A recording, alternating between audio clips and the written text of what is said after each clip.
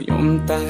ទុកគេសំខាន់គេវិញទុកខ្ញុំរំខានពុំពីក្រុមយ៉ាងតែគ្មានលទ្ធផលហត់កាយក៏មិនដែលគិតហត់ចិត្តខ្ញុំមិនដែលខ្វល់ព្រមចង់ឲ្យដាល់ដល់ចំណុចត្រូវការ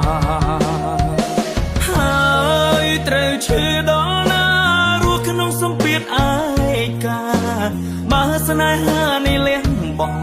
តែមកខាងបិទភ្នែកលួចយំក្នុងចិត្តធ្វើដូចខ្លួនឯងខ្លាហានតែទីពិតគ្រប់យ៉ាងឈឺមុននឹងសៃមើលថែខ្លួនឲ្យល្អថ្ងៃមួយដែលគ្មានខ្ញុំថ្លៃសុខទុក្ខរបស់មានមេជាសុខទុក្ខថ្ងៃតស៊ូលះបង់គ្រប់យ៉ាងហត់ណាស់មិនដែលរញរេយើងនៅតែបែកគ្នាបែកមិនអាចជួប